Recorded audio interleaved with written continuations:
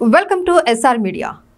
ఏపీలో కూటమి సర్కార్ అధికారంలోకి వచ్చాక వైసీపీ నేతలు కార్యకర్తలపై జరుగుతున్న దాడులపై ఇవాళ ఆ పార్టీ ఢిల్లీలో చేపట్టిన ఆందోళనకు ఇండియా కూటమిలో కీలకమైన సమాజ్వాదీ పార్టీ మద్దతు ప్రకటించింది.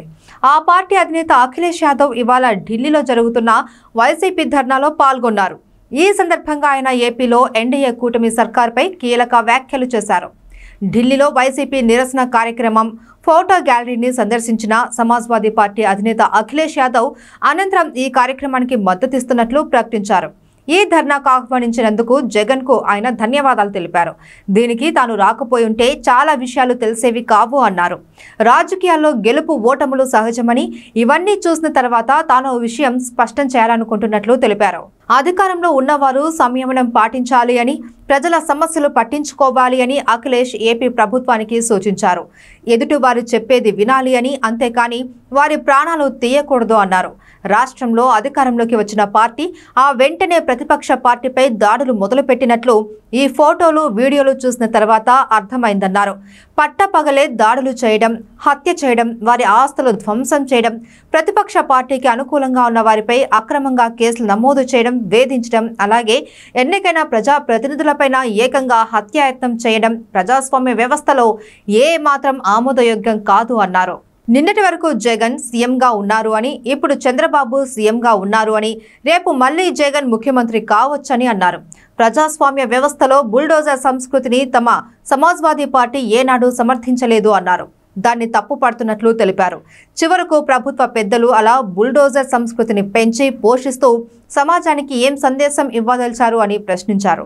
అలా చేసి ప్రజలను భయపెట్టాలనుకుంటున్నారా? అది సరికాదు అన్నారు. ప్రజలు సంతోషంగా జీవించాలి అని, ఎవరైతే ప్రజలను భయపెడుతుంటారో వారు మంచి ముఖ్యమంత్రి కారన్నారు. అలాగే అది సుపరిపాలన కాదు, మంచి ప్రభుత్వం కాదు అన్నారు. ఒక్క విషయం గుర్తుపెట్టుకోండి, ఆ పని చేసే వాళ్ళు ఎక్కువ కాలం అధికారంలో ఉండరు. ఏపీలో అరాచక పాలనను ధైర్యంగా ఎదుర్కొంటున్నారు అని జగన్ను ప్రశంసించారు. ఇలాంటి క్లిష్ట పరిస్థితుల్లో పార్టీ కార్యకర్తలంతా ఆయన వెంట నడుస్తున్నారు. ఇది గొప్ప విషయమన్నారు. జగన్ కూడా ఎప్పుడు కార్యకర్తలతో మమేకం అవుతారు అని, అలాంటి నాయకుడు ఈ రోజు తమ కార్యకర్తల కోసం పోరాడుతున్నారని అన్నారు. రేపు వారే పోరాడి మిమ్మల్ని తిరిగి అధికారంలోకి తీసుకొస్తారని అన్నారు.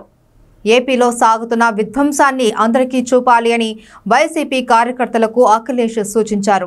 బుల్డోజర్ సంస్కృతి అనేది ఎప్పుడు ఎక్కడా మంచిది కాదు అన్నారు. తాము యూపీలో దాన్ని చూశాము అని, వ్యక్తుల ఆస్తులు ధ్వంసం చేయడాన్ని చూశామని అన్నారు. అంతకంటే మరో దారుణం కూడా చూశామని, అది ఫేక్ ఎన్కౌంటర్ అని అన్నారు. ఏకంగా పోలీస్ కస్టడీలోనే ఎన్కౌంటర్ జరిగిందన్నారు. ఎవరైనా పోలీస్ కస్టడీ సురక్షితం అనుకుంటారు, కానీ తమ దగ్గర ఏకంగా పోలీస్ కస్టడీలోనే ఎన్కౌంటర్ చేశారన్నారు. ఏపీలో వైసీపీ కార్యకర్తలకు అన్యాయం జరుగుతోందని, అదే పరిస్థితి యూపీలో కూడా చూశామన్నారు. తమకు కేవలం 3 ఎంపీలు మాత్రమే ఉన్నా కూడా ప్రభుత్వంతో పోరాడామన్నారు. అంతేకాని ప్రభుత్వం ముందు తల వంచలేదన్నారు.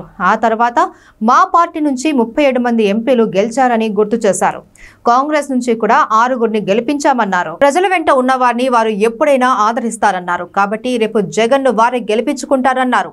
బీజేపీ ఒక విషయం గుర్తుంచుకోవాలి అని, నేరమయ రాజకీయాలు చేయకూడదు అని అఖిలేష్ సూచించారు. ఇలాంటి ఘటనలు సమర్థించొద్దు అన్నారు. ఇలాంటి పరిస్థితి రేపు మరెవరికైనా రావచ్చు అన్నారు. అన్యాయానికి వ్యతిరేకంగా తాము ఎప్పుడూ పోరాడతామని, అలాంటి వారికి అండగా నిలబడతామన్నారు అఖిలేష్.